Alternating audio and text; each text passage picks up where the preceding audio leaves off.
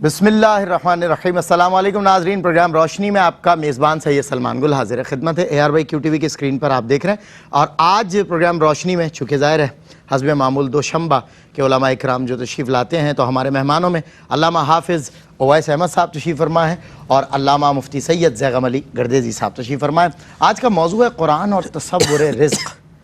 और हम ज़ाहिर है कुरान में का एक बहुत मशहूर तरीन आयत है कि जहाँ भी हुसूल रिज़्क़, तिजारत, मईशत के मामूलात या कोई ऑर्गेनाइजेशन या कोई इदारा नज़र आता है, तो उसके इदारे के अंदर आपको एक टाइटल नज़र आता है जिस पर मुसलमानों का ईमान भी है और इसी का दर्स मुसलमान देते हुए भी नज़र आते हैं, जिससे बंदा मोमिन का तवक्कुल मजबूत नज़र आता है अल्लाह रब्बुल इज़्ज़त पर। और लिखा होता है वल्लाहु खैरुर राज़िक़ीन। अच्छा, फिर तसव्वुर रिज़्क़ में आज ज़रा कुछ हटकर हम बात करेंगे। बेशक अल्लाह बेहतरीन रिज़्क़ देने वाला है, लेकिन इस बात से थोड़ा सा हटकर अमूमी तौर पे जब मैंने जिस तरह मौजू की बात की है तो आपके जहन में तसव्वुर में यही बात आई होगी जिसका मैंने आगाज़ किया। लेकिन आज हम थोड़ा सा हटकर यही बात करना चाहेंगे कि सिर्फ अशियाए खुरोनोश ही वो रिज़्क़ में आती हैं या और भी चीज़ें रिज़्क़ होती हैं। अमूमी तौर पर जब गरीब लफ्ज़ आता है तो वो फ़ुक़दान और कमी से होता है, गुरबत, और कमी से मुराद इंसान दौलत से भी महरूम होता है, औलाद से भी कमी से गरीब कहलाता है और बहुत सारी बातें जिनसे वो गरीब कहलाता है। सिर्फ वहाँ मालो ज़र नहीं होता। ये मिसाल इसलिए दी कि अशियाए खुरोनोश के सिवा भी क्या रिज़्क़ के ज़ुमरे में और चीज़ें आती हैं, और इससे रिलेटेड कुछ सवालात मज़ीद मैंने नोट डाउन किए हैं जो आज के प्रोग्राम में मैं करना चाहूँगा। पहला सवाल जैसा कि मैंने जिक्र कर ही दिया, अल्लामा हाफ़िज़ ओवैस अहमद साहब, कि सिर्फ अशियाए खुरोनोश को ही मैं रिज़्क़ में कंसीडर करूँ या फिर दीगर मुआशी जहतें हैं, मईशत, मामूलात, रोज़गार, क्या कुछ रिज़्क़ में आता है? बिस्मिल्लाहिर्रहमानिर्रहीम। अल्लाहुम्मा सल्लि अला सय्यिदिना व मौलाना मुहम्मद व बारिक वसल्लम। जी बहुत शुक्रिया सलमान भाई। यकीनन जब हम रिज़्क़ के मफ़हूम की बात करते हैं तो बुनियादी तौर पर रिज़्क़ के मफ़हूम में जो अशियाए खुर्द व नोश हैं, जो खाने पीने की चीज़ हैं, यकीनन रिज़्क़ का इतलाक़ उन पर भी होता है। कुरान करीम में अल्लाह पाक ये फरमाता है कि कुलू मिन तय्यिबाति मा रज़क़नाकुम, खाओ उन पाकीज़ा चीज़ों में से जो हमने तुम्हें रिज़्क़ दिया है। तो यहाँ जो खाने पीने की चीज़ है उस पर अल्लाह पाक ने रिज़्क़ का इतलाक़ फरमाया है। ठीक है। हमारे एक बहुत बड़े इमाम नसफ़ी रहिमहुल्लाह जब रिज़्क़ का मफ़हूम बयान करते हैं तो वो यही कहते हैं कि अर्रिज़्क़ु इस्मुन लिमा यसूकुहुल्लाहु ताला इलल हयावान फ़यअकुलुहु। रिज़्क़ हर उस चीज़ का नाम है जो अल्लाह पाक हर जानदार को अता फरमाता है और वो उसको खा लेता है। तो बुनियादी तौर पर रिज़्क़ का इतलाक़ उन चीज़ों पर हो रहा है जो खाने पीने की अशिया हैं, मगर इसका माना मफ़हूम ये नहीं है कि रिज़्क़ का इतलाक़ और चीज़ों पर नहीं होता। रिज़्क़ का मफ़हूम बहुत ज़्यादा वसी है, रिज़्क़ का मफ़हूम बहुत ज़्यादा आम है। साहिब मनार ये फरमाते हैं रिज़्क़ के हवाले से कि अर्रिज़्क़ु हुवा नसीबुन वल अता व युतलकु अलल हिस्सी वल मानवी। कहते हैं कि साहिब मनार फरमाते हैं कि रिज़्क़ जो है ना, इसके माना होते हैं नसीब। जो भी अल्लाह ने आपका नसीब बनाया है ना, वो आपका रिज़्क़ बनाया है। और कहते हैं कि रिज़्क़ के माना है अता, जो अल्लाह ने अता किया है वो अल्लाह ने रिज़्क़ बनाया है। अच्छा, और फरमाते हैं कुछ भी हो, जो अल्लाह ने अता किया है, और अल्लाह हमारा अपना है ही क्या है क्या, तो सब कुछ हाँ। फिर उसकी मज़ीद वजाहत करते हैं कि युतलकु अलल हिस्सी, वो चीज़ें जो विजिबल हैं, आप उनको देख रहे हैं, आपके पास पैसे हैं, आपके पास दौलत है, आपके पास खाने पीने की अशिया हैं, ये सारी चीज़ें जो महसूस होती हैं ये भी रिज़्क़ है। और मानवी चीज़ें जो देखने में तो नहीं आती, आपको अल्लाह ने अकल दिया है, अल्लाह ने आपको इल्म दिया है, अल्लाह ने आपको शऊर दिया है, ये भी अल्लाह की तरफ से आपको रिज़्क़ है। और ये जो स्पिरिचुअल जितनी चीज़ें और रूहानी तौर पे रूहानी चीज़ें हैं वो भी सारी मानवी चीज़ें हैं, ये सब अल्लाह पाक ने आपको रिज़्क़ अता फरमाया। कुरान कहता है ना वमिम्मा रज़क़नाहुम युनफ़िकून, कि हम जो उन्हें अता करते हैं, रिज़्क़ यहाँ माना आतईना, जो हम उनको अता करते हैं वो उसमें से खर्च करते हैं। ना जो हम उनको रिज़्क़ देते हैं वो उसमें से खर्च करते हैं। तो अब जो इंसान खर्च करता है वो सिर्फ खाने पीने की चीज़ तो नहीं होती, इंसान इल्म खर्च कर रहा है, अपना वक्त खर्च कर रहा है, जान खर्च हो रही है, दौलत खर्च हो रही है, वो खर्च करते हैं जो हमने उन्हें अता किया है। तो ये कुरान ने इस रिज़्क़ के मफ़हूम को बहुत ज़्यादा आम कर दिया। इमाम राग़िब جو ہے وہ جب اس کا معنی و مفہوم بیان کرتے ہیں تو وہ کہتے ہیں کہ یطلقو علی الدنیوی والاخروی، رزق ہر اس چیز کو کہتے ہیں جو تجھے اللہ نے دنیا میں بھی عطا کیا اور جو آخرت میں بھی عطا کیا، وہ سارا رزق ہے۔ قرآن بھی آخرت والی چیزوں پر رزق کا اطلاق کرتا ہے، یعنی کہ آپ فرماتے ہیں وہ جو اجر و ثواب کے ذخائر اکٹھے ہوں گے وہ بھی رزق کے وہ رزق ہے جو جنت میں ہوگا۔ خود قرآن کہتا ہے وَلَهُمْ رِزْقُهُمْ، تو زندگی میں رزق کا معنی اتنا وسیع اور اتنا وسیع ہے۔ آپ دیکھیں نا جو جنت تک کی نعمتوں کو اللہ نے رزق کا ہے، جو آیت میں پڑھ رہا ہوں وَلَهُمْ رِزْقُهُمْ فِيهَا بُكْرَةً وَعَشِيًّا، صبح و شام جنت میں اللہ پاک اپنے بندوں کو رزق میں رکھے ہوا ہوگا۔ تو یہ اس کا جو مفہوم آپ دیکھیں دنیا سے آخرت تک چلا گیا، حصی سے معنوی تک چلا گیا، اور بلکہ اس کو بہت زیادہ عام تو یوں کر دیا کہ ما آتا اللہ، جو اللہ پاک نے عطا فرمایا ہے۔ صاحب نبراس نے یہ معنی کیا ہے، انہوں نے فرمایا جو اللہ نے تمہیں عطا کیا ہے نا، جو تم اپنے ارد گرد دیکھ رہے ہو، تمہیں اولاد مل گئی، علم مل گیا، بیوی ملی، گھر بار ملا، یہ سب کچھ خدا کا دیا ہوا رزق ہے۔ کیا بات ہے۔ اچھا، آپ کی گفتگو سے مجھے ایک خوبصورت شعر یاد آیا، نعت کا مطلع ہے، اپنا ہستی پر اجارہ کچھ نہیں، سب اسی کا ہے، ہمارا کچھ نہیں۔ اللہ اکبر۔ قرآن پاک میں اللہ تعالیٰ کی رزاقیت کے حوالے سے شاہ صاحب قبلہ جو تذکرے ملتے ہیں، ایک تو دیکھیں میں نے عمومی طور پہ آپ کو بتایا کہ جہاں جو مقام تجارت ہوتا ہے، جگہ کاروبار ہوتی ہے، انسان ایک آیت لگاتا ہے اوپر اور بتاتا ہے کہ جی میں محنت کر کے نہیں کما رہا ہوں، یہ آیت ہے اللہ کا فضل ہے جو مجھے عطا کیا۔ یہ تو ہمیں تذکرہ ملتا ہے۔ اس کے علاوہ رزاقیت کے اللہ کے اس کو بھی شامل کیجئے تاکہ ایک ترغیب رہے، کیا تذکرے ملتے ہیں؟ بسم اللہ الرحمن الرحیم، اللہم صلی علی محمد وعلی آل محمد وبارک وسلم۔ اور شکریہ سلمان بھائی، ہمارا ایز اے مسلم یہ عقیدہ ہے کہ اللہ رب العالمین ہی تمام مخلوق کو رزق عطا فرمانے والا ہے۔ صحیح۔ قرآن کریم کا اگر مطالعہ کریں تو قرآن کریم میں ہماری زندگی سے جڑے ہوئے کئی معاملات ہیں جس میں ہم آپس میں ایک دوسرے سے متعلق رہتے ہیں، صحیح، اسباب سے متعلق رہتے ہیں، لیکن بطور خاص اللہ رب العالمین نے قرآن کریم میں جہاں بھی رزق کا تذکرہ فرمایا تو اس کی نسبت اپنی طرف فرمایا کہ میں رزق عطا فرمانے والا ہوں، میرے ذمہ کرم پہ رزق ہے، میں تمام کائنات کی اشیاء کو رزق عطا فرمانے والا ہوں۔ جس طرح فرمایا کہ ان اللہ هو الرزاق ذو القوۃ المتین، کہ بے شک اللہ رب العالمین رزاق ہے، رزق عطا فرمانے والا ہے، جو قوت والا ہے، یعنی اس کی طاقت سے، اس کی قوت و قدرت سے کوئی کائنات کی شے باہر نہیں ہے، وہ کائنات کی تمام اشیاء کو رزق عطا فرمانے والا ہے۔ پھر رزق کی تقسیم کا بھی اس کا اپنا ایک اس کی مشیت و مرضی ہے کہ بعض کو اللہ رب العالمین کثرت کے ساتھ اس کی آزمائش فرماتا ہے، بعض کے ساتھ بقدر کفایت والا معاملہ فرمایا جاتا ہے۔ یہ سارے معاملات آزمائش کے لیے ہیں۔ فرمایا کہ ان اللہ یرزق من یشاء بغیر حساب، کہ جس کو چاہتا ہے اللہ رب العالمین بغیر حساب و کتاب کے رزق عطا فرماتا ہے۔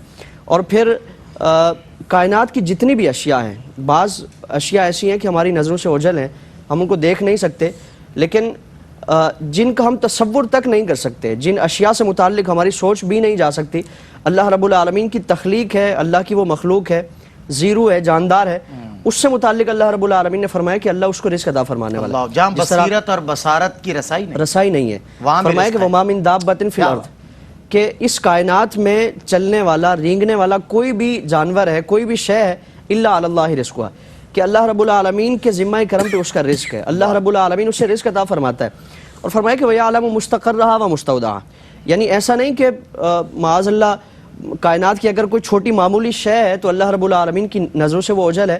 وَيَعْلَمُ مُسْتَقَرَّهَا، اللہ رب العالمین اس کے ٹھہرنے کی جگہ کو بھی جانتا ہے، وَمُسْتَوْدَعَهَا، اور جو اس کے سونپے جانے کی جگہ ہے اللہ رب العالمین اس کو بھی جاننے والا ہے۔ یعنی کائنات میں چھوٹے سے چھوٹا ذرہ ہو جو زیرو ہے، جاندار ہے، اللہ رب العالمین اس کے رہنے کی جگہ، اس کے سونپے جانے کی جگہ کو اللہ رب العالمین جانتا ہے۔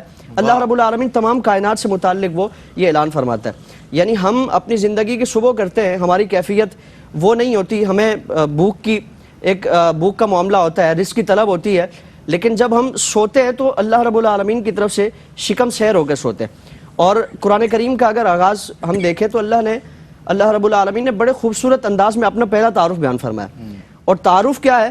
فرمایا کہ الحمدللہ رب العالمین، تمام کائنات، تمام تعریفیں اس کے لیے ہیں جو وحدہ لا شریک ہے، جس کے علاوہ کوئی معبود نہیں ہے۔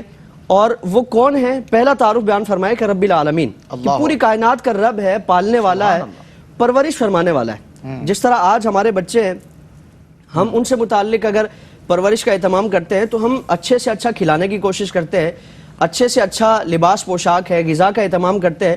فرمایا کہ وہ تمہاری محبت کرنے والی جو سب سے عظیم ہستی ہے ماں ہے، فرمایا کہ اس کی محبت کا اگر اندازہ کیا جائے تو 70 ماؤں سے بڑھ کر اللہ رب العالمین پیار فرمانے والا. ہر کائنات کی شے جو اس کی مخلوق ہے، زیرو ہے، وہ اس کو پالنے والا ہے، اس کو پالتا ہے، پوستا ہے، اس کو بڑا فرماتا ہے، اور اس کی جو رزق کا معاملہ ہے وہ اللہ رب العالمین کے ذمہ کرم. کیا بات ہے مفتی صاحب، علامہ صاحب، کیا خوبصورت آپ لوگوں نے آغاز کیا. قرآن اور تصور رزق. دیکھیں انسان کبھی رزق کی کمی ہونے کی وجہ سے جو شکوے زبان پر لاتا ہے، یہ اس کے توکل اور ایمان کی کمزوری کی علامت ہے. کیونکہ ایک عارفانہ شعر ہے، رنج اچھا نہیں اور نہ ہی ملال اچھا ہے، یار جس حال میں رکھے وہی حال اچھا ہے. ایک وقفہ لیں گے اور وقفے کے بعد انشاءاللہ قرآن اور تصور رزق. علامہ حافظ اویس احمد صاحب مہمان ہیں، مفتی سید زیغم علی گردیزی مزید گفتگو کریں گے انشاءاللہ. خوش آمدید ناظرین، آپ کا خیر مقدم ہے. آج ہم قرآن اور تصور رزق پہ بات کر رہے ہیں. وہ دل کے جس میں جلوہ نما ذوالجلال ہے، اس کی کوئی مثال نہیں، بے مثال ہے. دل میں اگر کسی کے خدا کا خیال ہے، تابندہ اس کا چہرہ ماضی و حال ہے. کیڑے کو رزق سنگ میں اس نے عطا کیا، یہ رب کائنات کا ادنا کمال ہے. یہ رزق دینے والی ذات. اور ہمارا تصور بصیرت جہاں نہیں پہنچتی، وہاں بھی اللہ رب العزت کا رزق پہنچتا ہے.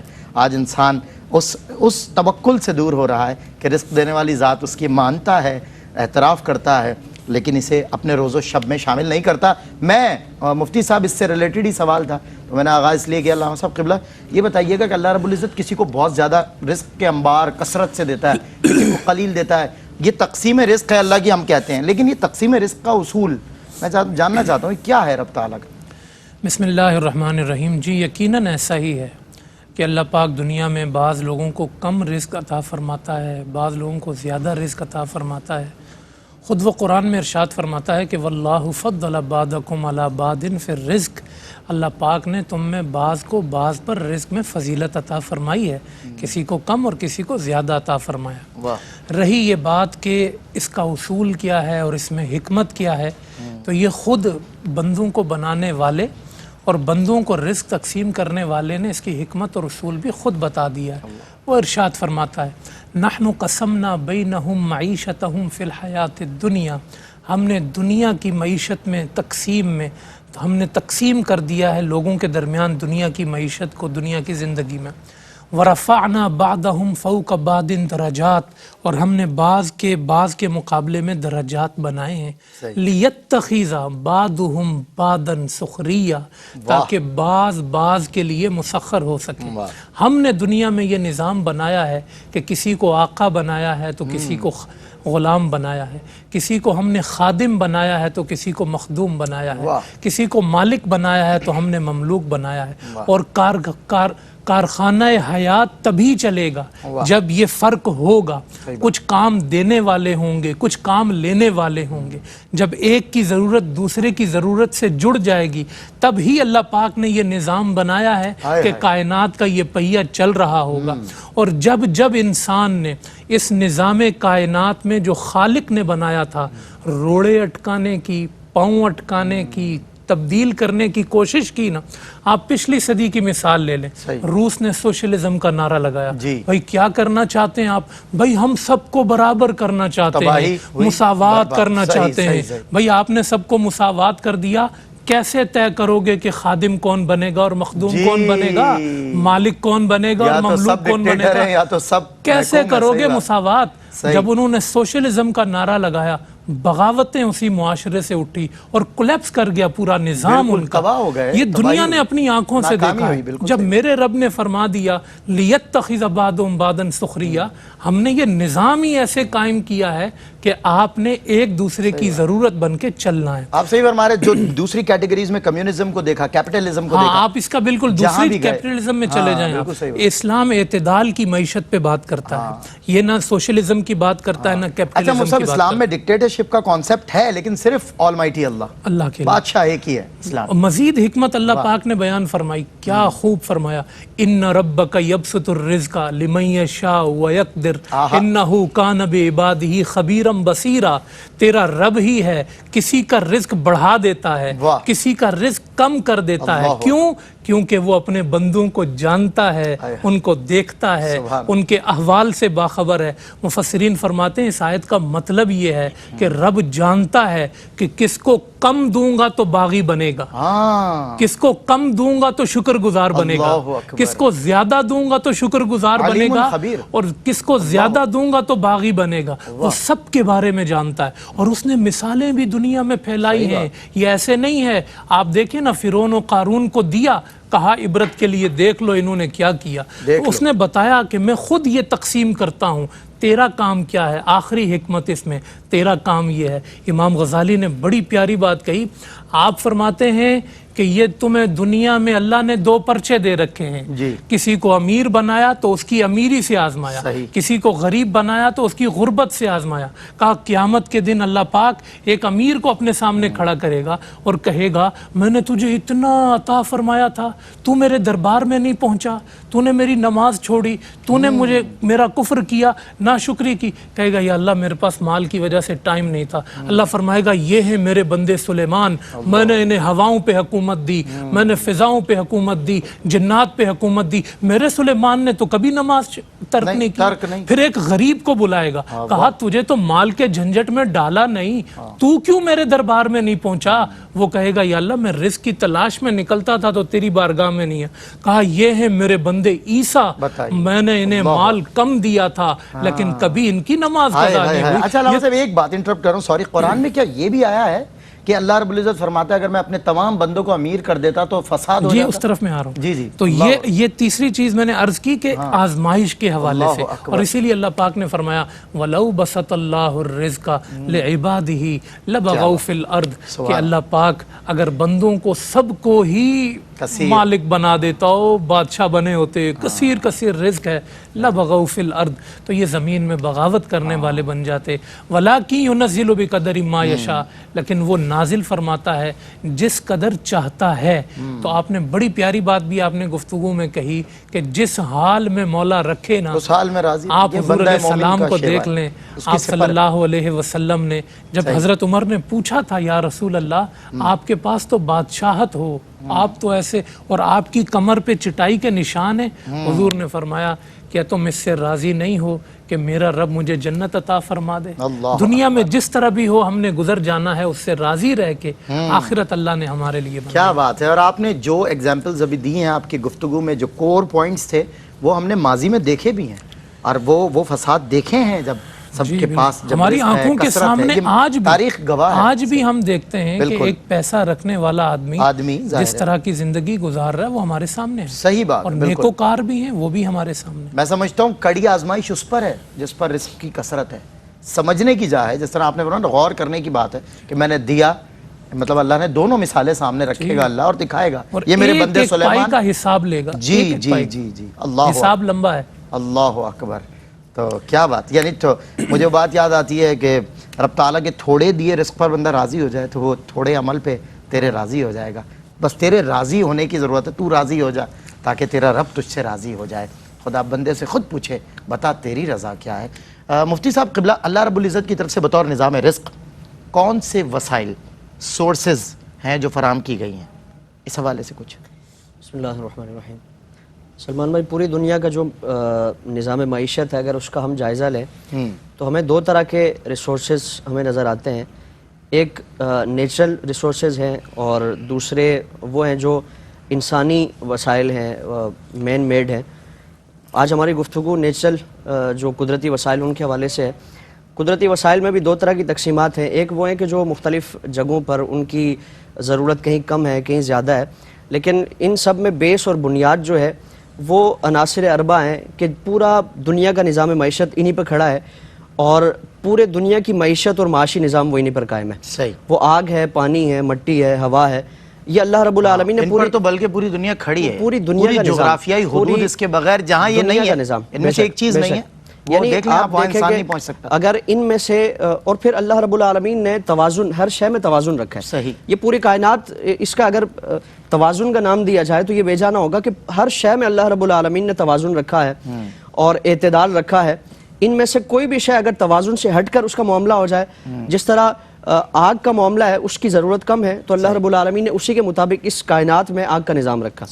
پھر اگر زمین کا دیکھیں، مٹی کا دیکھیں تو آگ سے زیادہ مٹی کی ضرورت ہے، اللہ رب العالمین نے اس کے مطابق یہ معاملہ فرمایا. پھر اگر پانی کا دیکھیں تو زمین سے زیادہ پانی کی ضرورت ہے، مٹی سے زیادہ پانی کی ضرورت ہے، اللہ رب العالمین نے اسی ضرورت اور حاجت کے مطابق پانی کا سلسلہ رکھا.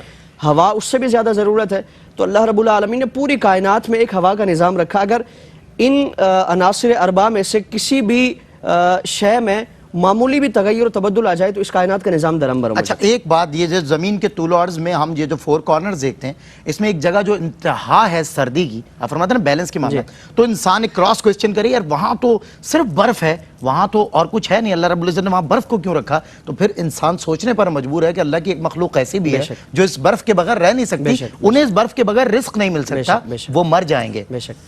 اور یعنی اللہ رب العالمین نے یہ عناصر اربع کو، پوری کائنات کا نظام اسی پر کھڑا ہے، پوری کائنات کے نظام کی بنیاد اسی پر ہے. اور اللہ رب العالمین کی جتنی مخلوقات ہیں، بعض کو بعض کی زیادہ ضرورت ہے تو اس کے مطابق اس کے ساتھ معاملہ جیسے کہ میں نے مثال دی، آپ نے مثال بیان فرمائی. اور ان میں سے اگر کسی بھی شے کا وہ توازن سے ہٹ کے معاملہ ہو جائے تو پوری کائنات کا نظام درہم برہم. اللہ رب العالمین نے ہر شے کو ایک اعتدال کے ساتھ، توازن کے ساتھ اس کائنات کے نظام میں رکھا. اور قرآن کریم میں اسی سے متعلق فرمایا کہ ان فی خلق السماوات والارض، بے شک زمین و آسمان کی تخلیق میں، یعنی کہ اللہ رب العالمین کی قدرت کی جو نشانیاں ہیں اور اللہ رب العالمین کی طرف سے اس کائنات کے نظام سے متعلق جو وسائل ہیں، جو ذرائع ہیں، اس کا قرآن کریم میں بار بار تذکرہ فرمایا کہ واختلاف اللیل والنہار، زمین و دن اور رات کا جو اختلاف ہے، والفلک التی تجری فی البحر، اور وہ کشتیاں جو سمندر میں چلتی ہیں، بما ینفع الناس، لوگوں کے فائدے کے ساتھ، وما انزل اللہ من السماء من ماء، کہ آسمانوں سے اللہ رب العالمین پانی نازل فرماتا ہے، بارشیں نازل فرمائی جاتی ہیں. وانزل اللہ من السماء فاحیا بالارض بعد موتها، کہ زمین کو تازہ کیا جاتا ہے بعد مردہ ہونے کے، یعنی وہ بنجر ہو جاتی ہے، اللہ رب العالمین اس میں تازگی پیدا فرماتا ہے. یعنی پانی کے ذریعے اللہ رب العالمین اس کائنات میں بسنے والے جتنے بھی انسان ہیں ان سے متعلق اللہ رب العالمین اس پانی کے ذریعے ان کی زندگی کا ایک جو وسیلہ ہے، ایک جو ذریعہ ہے، اللہ رب العالمین پیدا فرماتا ہے. پھر فرمایا کہ ہوا ہے کہ اس کے ذریعے اللہ رب العالمین کی جتنی بھی مخلوقات ہیں تو اس کی ایک زندگی کا نظام اللہ کی طرف سے ایک چل رہا ہے. تو ان عناصر اربع کے ذریعے اللہ رب العالمین نے پوری کائنات کی نظام کی جو بنیاد ہے وہ ہمارے سامنے ہے. ظاہری وسائل بھی اس کے علاوہ ہے، لیکن حقیقتاً جو اللہ رب العالمین نے اس سسٹم میں جو وسیلہ رکھا ہے، جو ذرائع رکھے ہیں، وہ عناصر اربع. بالکل ٹھیک. کیوں بندہ خدا، بندگان خدا مارے پھرتے ہو؟ زندگی کا وہ مالک، موت کا وہ مالک، نقصان کا وہ مالک، نفع کا وہ مالک، اس پر ایمان لائے ہو تو اس پر توکل مضبوط کرو. وہ جس حال میں رکھے اس میں راضی رہنا سیکھو. بریک کے بعد ملاقات کرتے ہیں. آمدید ناظرین، آپ کا خیر مقدم ہے. ایک بار پھر روشنی میں ایک سوال ذہن میں آتا ہے کہ عام طور سے ماہرین معیشت نے غربت کے حوالے سے کہا ہے کہ جی اسباب اور وسائل کی کمی کی وجہ سے، ریسورسز کے کم ہونے کی وجہ سے غربت پیدا ہوتی ہے. تو صاحب اگر اجازت ہو تو ایک پوائنٹ آ رہا ہے ذہن میں کہ میں نے جا کے گاؤں دیہاتوں میں دیکھا ہے وسائل ہوتے ہی نہیں ہیں وہاں پر، لیکن وہاں مسائل بھی اتنے نہیں ہوتے. اور جہاں وسائل کی کثرت ہوتی ہے وہاں مسائل کا بھی انبار لگا ہوا ہوتا ہے. ماہرین معیشت کو نظر نہیں آتا. کیا فرمائیں؟ بسم اللہ الرحمن الرحیم. جی یقیناً بنیادی طور پر آپ کا سوال یہ ہے کہ جو وسائل کی قلت ہے، ریسورسز کی کمی ہے، کیا اس کی وجہ سے غربت پیدا ہوتی ہے؟ تو یقیناً اس کے جواب میں عرض کروں گا کہ وسائل کی قلت ہو تو یقیناً اس کی وجہ سے غربت پیدا ہوتی ہے، لیکن اس پر سوال یہ پیدا ہوتا ہے کہ جو وسائل کی قلت ہے وہ قدرتی ہے یا وسائل کی قلت مصنوعی ہے؟ اچھا ہاں، یہ کیٹیگوریکل پوائنٹ آف ویو. جو وسائل کی قلت مصنوعی ہے اس کی وجہ سے غربت پیدا ہوتی ہے. رہی وسائل کی قلت قدرتی طور پہ، تو قدرتی طور پہ وسائل میں قلت نہیں ہوتی ہے. جب اللہ نے اپنے ذمہ کرم پہ لے لیا ہے، وَمَا مِن دَابَّةٍ فِي الْأَرْضِ إِلَّا عَلَى اللَّهِ رِزْقُهَا، جب اس نے وعدہ لیا ہے. اور آپ دیکھیں نا زمانے کی تبدیلی سے فرق آیا کیا ہے بھائی؟ صحیح بات. اللہ پاک نے اگر آسمان بنائے تھے تو کل بھی آسمان کھڑے تھے، آج بھی آسمان اسی طرح کھڑے ہیں نا.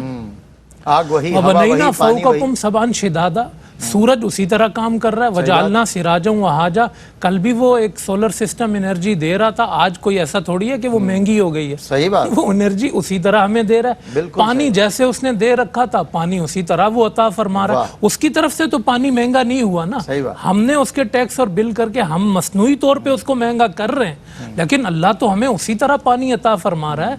अनासिर अरबा की बात हुई, वो उसी तरह बंदों को अता फरमा रहा है। अच्छा, जमीन पे आप पानी डालते हैं, जिस तरह पानी डालने से जमीन से जो है हब्बा व नबाता, वो दाने निकालता है, नबातात निकालता है, कल भी निकल रहे थे, आज भी कुदरती तौर पे अगर आप देखें तो आज भी तो उसी तरह सब चल रहा है ना। आप कहते हैं जी आबादी बढ़ रही है, आबादी बढ़ रही है, जमीन की फसलें बढ़ रही हैं, जहां जहां इंसान आबाद हो रहा है उससे डबल वहां फसलें उग रही हैं, तो इंसान के लिए अल्लाह पाक ने अपनी तरफ से कोई कमी नहीं रखी। हाँ, जब बंदा मालिक बनता है ना, जब इसके हाथ में आता है ना कंट्रोल, तो ये 100-200 लोगों का रिस्क अपने पास रोक के रखता है।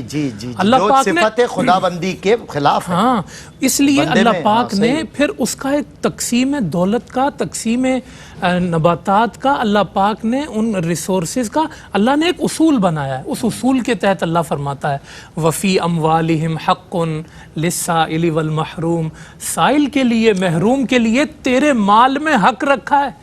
मैंने तुझे ज्यादा दिया, उसको कम दिया, तो इसका क्या मतलब है वो भूखा मरेगा और तू जो है वो खा खा के मरेगा? कहा नहीं, तुझे जो अल्लाह पाक ने अता फरमाया है इसमें हक रख दिया गरीबों का अल्लाह पाक ने, कि तूने, अब देखे ना, यसअलूनका माज़ा युनफिकून, ए हबीब ये आपसे पूछते हैं कि क्या खर्च करें, कुलिल अफ़व, कहा जो इजाफी है खर्च करो। कितनी बड़ी बात है, आप देखिए, कितनी बड़ी छूट है, कितनी बड़ी जिम्मेदारी है कि जो तुम्हारे पास इजाफी है, कोशिश करो ये किसके काम आ सकता है, इस माल को तुम लोगों तक पहुंचाओ। ज़कात आप पे फर्ज है, सही, 2.5% तो आपको देना ही है, फिर उसके बाद सदकाते वाजिबा हैं, फिर उसके बाद सदकाते नाफिला हैं, और फिर कितनी तरगीब दी है अल्लाह पाक ने, जो निज़ाम बनाया है तकसीम का।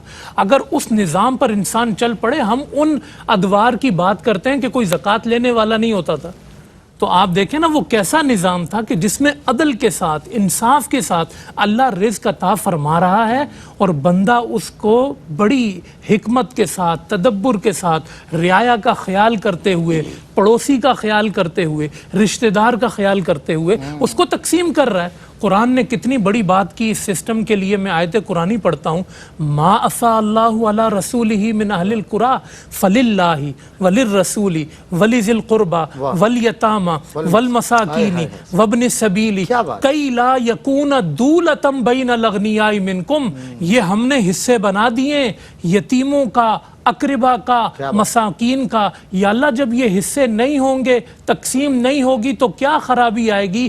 कहा कई ला यकून दूलतम बैनल अग़नियाइ मिनकुम, अल्लाह ये नहीं चाहता कि तुम्हारे चंद अमीरों के पास माल जमा होके आ जाए। What a beauty of system. किस तरह अल्लाह ताला ने, किसी का भी ऐसा नहीं है कि कोई रह गया हो महरूम इस हिस्से से। अल्लाह ये नहीं चाहता कि चंद हाथों में दौलत जमा हो। आज यही बात होती है ना जी, इस मुल्क में इतने खानदान हुकूमत कर रहे हैं, इस मुल्क के अंदर इतने खानदान अमीर चल रहे हैं, और भाई ये बढ़ क्यों नहीं रहे, तकसीम में दौलत क्यों नहीं हो रही? कई ला यकूना दूलतन की तफसीर देखें आप दुनिया में, पूरी दुनिया में चंद ऐसे लोगों ने, अगर आप आलमी सतह पर भी देखें तो वसाइल सिमट के चंद हाथों में जा रहे हैं। पूरी दुनिया में गुर्बत बढ़ रही है ना। आप अफ्रीका के लोगों को देखो, मट्टी खा के गुजारा कर रहे हैं। वो क्यों मट्टी खा के गुजारा कर रहे हैं? क्योंकि चंद हाथों में माल जमा हो रहा है। खुदा ने निज़ाम बनाया तकसीम का, अगर उस निज़ाम पे चलोगे ये मसनूई किल्लत ख़त्म हो जाएगी और खुदा का कोई बंदा ज़मीन पर भूखा नहीं सोए। बिल्कुल सही है। ये जो आपका ज़ाहिर पॉइंट था, और क्या खूबसूरत आपने माशाल्लाह डिलीवर किया इस पॉइंट को। इसीलिए अल्लाह कुरान में फरमाता है ना, अल्लज़ी जमा मालन व अद्ददा, तो ये जो जमा कर करके रखते हैं इनके लिए फवैल है, समझते हैं कि हमेशा इन्हीं के पास रहेगा, ये रहेगा। जबकि वो कुल्लु मन अलैहा फान नहीं पढ़ते, वो पढ़ते नहीं कुल्लु मन अलैहा फान। मैंने देखा कि अजम भी जब इस आयत को पढ़े और समझ के पढ़े तो आप यकीन करें उस पर खशियत इलाही तारी हो जाती है, उसे ये समझ आ जाती है। क्योंकि कसरत की तलब ने तुम्हें तबाह कर दिया, अल्हाकुमुत तकासुर, कसरत की तलब ने तुम्हें तबाह कर दिया। कुल्लु मन अलैहा फान। इकबाल ने कहा ना, ये मालो दौलत दुनिया, ये रिश्ताओ पैवन बुतान वहमो गुमा, لا الہ الا اللہ ہے اگر کوئی تو وہ صرف رب ہے، اور بندہ یہ جانتا ہے رب ہے تو سب ہے، رب نہیں تو کچھ بھی نہیں، تو انسان کا توکل اس پر آج کا پروگرام جو ہے اور یہ جو سیریز ہے، آج کا جو کانٹینٹ ہے، یہ ایکچولی لوگوں سے تخاطب کر رہا ہے اور لوگوں سے یہ کہہ رہا ہے کہ تمہارا توکل رب ہے، اور جب تمہارا رب ہے تو تمہارا سب ہے، اور رب ہی نہیں تو یہ سب کچھ تمہارے لیے کچھ نہیں، کیونکہ ویسے بھی یہ فانی ہے۔ مفتی صاحب قبلہ، آج کے ٹاپک کو اگر میں کنکلوڈ کرنا چاہوں تو میرے سمجھ میں کیا میسج آ رہا ہے جو میں ڈیلیور کروں اپنے ویورز کو، کیا پیغام ہوگا، پیغام آخری جیسے کہی ہے؟ سلمان بھائی، پوری گفتگو اسی سے متعلق ہوئی کہ اس کائنات کا رزاق حقیقی اللہ رب العالمین ہے، وہی رزق عطا فرمانے والا ہے، صحیح، رزق کی فراوانی وہی عطا فرماتا ہے، وہ سارے اسباب اور وسائل اسی کے در سے ہے، تو پھر ہمیں دنیاوی در بدر ٹھوکریں کھانے کے بجائے اسی کے در سے اپنے آپ کو وابستہ کریں، صحیح، اور جو یہ وعدہ فرماتا ہے کہ اگر تم خوف خدا، خشیت الہی اور رجوع الی اللہ کرو گے تو اللہ رب العالمین تمہیں ایسے ایسے مقامات سے رزق عطا فرمائے گا۔ وَمَن يَتَّقِ اللَّهَ يَجْعَل لَّهُ مَخْرَجًا وَيَرْزُقْهُ مِنْ حَيْثُ لَا يَحْتَسِبُ، کہ تم اگر تقوی اختیار کرو، اللہ رب العالمین سے رجوع کرو تو اللہ تمہیں ایسے راستوں سے رزق عطا فرمائے گا جو تمہارے وہم و گمان میں نہیں صحیح بات۔ اچھا، اس میں محنت، کوشش کا عنصر شامل رہا ہے؟ کوشش، یہ اللہ رب العالمین نے اسباب کو اختیار کرنے کی تاکید فرمائی، جس طرح اور ریسورسز، لیکن حقیقی وہ مؤثر وہ اللہ رب العالمین ہے، تاثیر پیدا فرمانا۔ اگر اسباب ہی کو اختیار کیا جائے اور مؤثر حقیقی کو، مسبب حقیقی کو اگر فراموش کر دیا جائے تو کوئی بھی شے ہم حاصل نہیں کر پاتے۔ اللہ رب العالمین نے اسی سے متعلق فرمایا کہ وَلَوْ أَنَّ أَهْلَ الْقُرَىٰ آمَنُوا وَاتَّقَوْا لَفَتَحْنَا عَلَيْهِمْ بَرَكَاتٍ مِّنَ السَّمَاءِ وَالْأَرْضِ، کہ اگر بستی والے، کسی بھی علاقے والے اگر ایمان لائیں، تقوی اختیار کریں اور اللہ رب العالمین کی طرف رجوع کریں، اللہ سے اپنے رشتے کو مضبوط کریں، تو اللہ رب العالمین زمین سے، آسمانوں سے وہ برکتوں کے دروازے کھول دے گا۔ یہ اللہ رب العالمین کا وعدہ ہے اور اس کا اعلان ہے، اس کی طرف رجوع کر کے دیکھیں، اللہ رب العالمین رزق کے فراوانی عطا فرمائے گا، رزق سے مالا مال فرما دے گا۔ بہت شکریہ مفتی صاحب، آپ نے جو ہے آج وقت دیا۔ علامہ حافظ اویس احمد صاحب، بہت خوبصورت کلام رہا، چاہتا ہوں آپ بھی ایک منٹ کا پیغام شامل کر لیں تو بالکل، بہت اچھی بات کہی علامہ صاحب نے۔ اللہ پاک یہی کہتا ہے فَابْتَغُوا عِندَ اللَّهِ الرِّزْقَ، کیا بات ہے، رزق اللہ کے ہاں آ کے ڈھونڈنا، واہ، جو میں پھر اس سوچ کی رہا تھا وہ عبادت آپ نے بھی کہہ کر، دیا، واہ، پھر اس کی عبادت کر، وَاشْكُرُوا لَهُ، اور اس کا شکر کر۔ واہ، اور جب وہ رزق دیتا ہے نا تو حضرت زکریا اور حضرت مریم کو بے موسم پھل دیتا ہے۔ کیا بات ہے، یہ ہے اس کا غیب، یہ ہے اس کا رزق۔ صحیح بات، اس کا پھر وہ موسموں کا محتاج نہیں ہے، موسموں کے تم محتاج ہو۔ جو اس کے در پہ آ جاتا ہے نا وہ تجھے وہاں سے دے گا کہ نہ موسم ہوگا نہ کچھ، لیکن اس کے پاس آ تو صحیح۔ آج دیکھیں نا، لوگ کہہ رہے ہیں جی مجھے یہ وظیفہ مل جائے، مجھے ٹھیک ہے، آپ وظائف بھی پڑھتے ہیں، بھائی اس پہ توکل بھی تو کرو۔ صحیح بات، توکل کون کرے گا؟ کیونکہ یہ نغمہ فصل گلو لالا کا نہیں پابند، بہار ہو کہ خزاں لا الہ الا اللہ۔ رب کی ربوبیت تو جاری ہے، موسم کچھ بھی ہو، محل کچھ بھی ہو، موقع کچھ بھی ہو، بندوں کا رب پر ایمان لے آنے کے بعد سب سے بہترین جو ہتھیار ہے وہ توکل ہے۔ سوال یہ ہے کہ اگر ایک شخص قناعت اس پر کرے کہ جب اللہ رب العزت تہے زمین کیڑے کو پتھر کے اندر بھی رزق دیتا ہے تو وہ ہمیں بھی عطا کرے گا، ہاتھ پیر چلانے کی ضرورت کیا ہے؟ تو پھر سوال اس سے یہ ہے کہ یہ ہاتھ پیر تجھے رب نے دیے کس لیے ہیں؟ اسی لیے دیے ہیں کہ تو اپنے کا جو تیرے زیر کفالت ہیں ان کے لیے تو محنت بھی کرے اور اپنے رب سے رجوع بھی کرے۔ اگر وہ کم دیتا ہے تو بھی تو اس کا شکر بجا لائے، اگر وہ زیادہ دیتا ہے تو بھی تو اس کی حمد و ثنا کرے۔ یہ بندگان خدا، یہ رحمان کے بندے جو زمین پر نرمی سے چلتے ہیں، اس نرمی کے اندر ایک نرمی وہ بھی پوشیدہ ہے جو نرمی قلب ہے، اور وہ ہر حال میں اپنے رب سے راضی رہتا ہے، ہر حال میں اس کا دل اپنے رب سے رجوع کیے ہوئے ہوتا ہے اور اس سے ہمیشہ جڑا رہتا ہے۔ اپنے رب سے جڑیے، یقین کریں سب آپ سے جڑ جائیں گے۔ جو اپنے رب سے ہٹا اس سے سب ہٹ جاتے ہیں۔ آئیے ہم اپنے رب کی طرف آئیں اور اپنے رب کی طرف اپنا توکل مضبوط کریں۔ ہمیں جو کچھ ملا ہے اسی کی عطا سے ملا ہے، اگر اس میں کوئی کمی ہے تو یہ اس کی اجازت کے بغیر نہیں ہو سکتی۔ یہ نقصان اگر کوئی زندگی میں ہے تو اس کی اذن کے بغیر نہیں آ سکتا، تو اس پر بھی رب کا شکر بجا لیں۔ بزرگ جب ٹھوکر لگتی یا چوٹ آتی تو وہ رب کا شکر بجا لاتے۔ مریدوں نے کہا کہ حضور جب آپ کو چوٹ یا اذیت پہنچتی ہے تب آپ رب کا شکر ادا کرتے ہیں؟